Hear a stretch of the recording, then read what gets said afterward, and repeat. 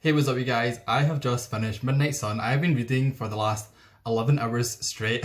My eyes actually hurt, but you know what? It was worth it. If you don't know, Midnight Sun is the brand new book by Stephanie Meyer that is Twilight rewritten from Edward's perspective. Twilight is a book where a vampire falls in love with a human, but I'm assuming if you're watching this, you know what Twilight is. This review is going to not be spoilery, but I'm assuming that everyone that's watching this and is reading Midnight Sun has read Twilight or seen the movies and knows what happens, because I don't understand why you would read this if you hadn't. Like, this review, obviously I am a Twilight fan, I don't understand why anyone would read this if they weren't a Twilight fan. So I'm just operating on that level.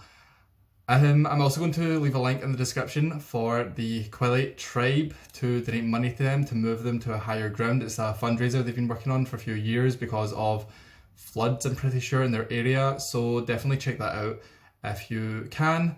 And let's get started on the review. So first of all, this book was very well written. I thought, like, straight away, that was the first thing I noticed, was that this is actually a very well written book. People have a lot of criticisms about Twilight and say that it's not well written. Personally, I've never really felt that way. I've always thought it was, good. But it is a common complaint that people have. But I genuinely thought that, from an unbiased perspective, the writing in this book is genuinely very good. So Edward is obviously a mind reader, and I thought the mind reading was done so well. Like, that was my favourite part of the entire book. Just whenever Edward was reading other people's minds, I was so into it. I was loving it, especially Jessica. Jessica, if you don't remember, is Bella's friend in school, and Jessica is such a bitch. Like, reading her mind from Edward's perspective was definitely interesting, so I really enjoyed that. We also get some really interesting looks into Edward's newborn life, and this was also really cool. I love, like, history and, like, fictional worlds and, like, world building, and I guess you could call this world building. It just, like, give you a really deeper look into Edward and who he is and why he is the way he is. So that was really cool as well. Some scenes that were just between Edward and Bella were not changed too much. Some of them were, like, some of them added a lot because it was through Edward's perspective, but then there was a few of them where it was basically just, like, word for word Twilight, and didn't really change that much. So those ones, like, I kind of, because I know exactly what's happening, so I kind of, like, skimmed through them because not much was added. But overall, whenever Edward, well, it's obviously all from Edward's perspective, like, it is, like, really worth it, and it's really interesting to read. I'm going to talk about some characters now. So one of the common criticisms as well of Twilight is that Bella is not interesting. A lot of people say that Bella is a boring main character and she doesn't have any personality, and I, again, never really felt this. I disagree with this, but seeing her through Edward's perspective in this book definitely, like, even adds to my argument even more that she's not a boring character. Like, you really get to know her from his point of view, and we get a lot more details about her life and her interests and her life in Arizona and just lots of different things. Like, because Edward is learning about her at the same time we are, and also this is a much longer book. This is almost 800 pages. Stephanie Meyer goes into a lot more detail about Bella and her growing up and all of that sort of thing. Something that I really liked was that we spent a lot of time with Emmett in this book. Emmett is Edward's brother, and he isn't really that relevant in the original Twilight Saga books. Like, he's always there, but we never really learn that much about him. But in this book, we really see that him and Edward have a really strong brotherly love and good relationship. And there's quite a lot of time where Edward is just with Emmett, and I really enjoyed that. I really liked seeing things about Emmett, because we never really know that much about him in the original books because they're from Bella's perspective. We learn a little bit more about Esme as well. She's still not that relevant, but she does have some good scenes in this, which was also cool. And we also get a little backstory into Billy, Jacob's dad. So I'm not going to go into any details with that, but there was, like, a good scene with Billy that I'm pretty sure a lot of people will be happy about, because it was really cool, and I really liked that scene. There was also a really cool Jasper moment. Jasper also gets quite a lot more attention in this book than he does in the original saga. Not as much as Emmett, I don't think, but he definitely does play a really important role in Edward's life, and we really see that. And there is just one scene, I'm not going to say what it is, but it was really, really cool, and Jasper really was, like, the star of the scene, which from the original books you would never ever know, but in this book, because Edward can read minds, Jasper plays a really important role, and it was really cool. Alice's visions as well, so Alice can see into the future. Alice's visions in Edward's mind are really, really cool. They're really interesting. Basically, Edward just reads her mind as the visions are going at the exact same time, and we get to see all of the visions at the same time as Edward does. So we're kind of seeing a lot of things through Alice's perspective as well, even though technically it's from Edward, but because her visions play such an important role in the story, we spend a lot of time in her head, and I really liked that. I thought they were done really well.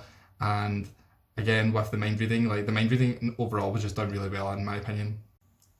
So some scenes that really stood out to me, the biology scene where they very first meet Bella and Edward was really good. Edward's total panic and bloodlust as soon as Bella walks in the door was so crazy to read about. It was so fun. He completely goes into like savage mode, and it is really, really good. I really enjoyed that scene. Something else I really enjoyed was that the vampire friends from Breaking Dawn, quite a few of them actually make appearances throughout this. I'm not going to go into details about who or where or why, but that's something to look out for, because in Breaking Dawn we are introduced into a lot of different characters and told, you know, that the Cullens have these relationships with these characters, but we never really learn that much more about it. But we actually see quite a few of them here, and a few others are mentioned, so that was really cool. I really liked that. One scene that I thought was not that good, and this was the baseball scene. Stephanie goes into so much detail. Like, she goes play by play through the entire game, and it was so unnecessary. I like skim read it because I was like, I don't need to know exactly what move every single one of the Cullens is doing it every single time. Like, I don't know how long it went on for, but it went on for far too long. So that was like one scene that I was like, oh, this could have been cut down a bit. I think overall she was just wanting to give the fans like everything that they could possibly want, like just go into more detail on everything. And for a lot of times, like, it worked out, but then, for example, this baseball scene, it was too long. When the Cullens split up to distract James, I really liked learning about where they had went. So obviously, Jasper and Alice go away with Bella, and then the others are all not with Bella, so we only learn about Bella's perspective in Twilight. So this was really interesting to see like the other side of what was going on that whole time, because Bella was just stuck in a hotel room, and here we're really getting to know like what the other Cullens were up to. And Alice's visions again are used really well here. Obviously she is with Bella, but she is in contact with the Cullens, and I'm not going to say much more, but I really liked how that happened and how they worked her into the story here. The ballet studio scene was also really good. I really just liked that, because we skip over, obviously, a lot of what happens to Bella and just have Edward going in and obviously having to, you know, save Bella's life. And I really liked how that was all described, and everything being in Edward's head for that moment was a really big moment. So that was really cool. Some bad points about the book overall, like I've already said, some scenes were just far too long. The one that stands out especially is just the baseball scene. It was just too long. We didn't need that many details about the game.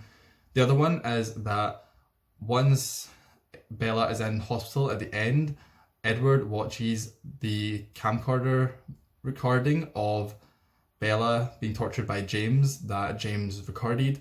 And I feel this was unnecessary because, like I've said, I don't imagine anyone reading Midnight Sun that isn't a Twilight fan anyway. So obviously Twilight fans know what happened, so we don't really need to watch the whole ballet studio scene, like the part that happens before Edwards is there. I feel like this was only here for people that would maybe read Midnight Sun first, but I don't understand why anyone would read Midnight Sun first.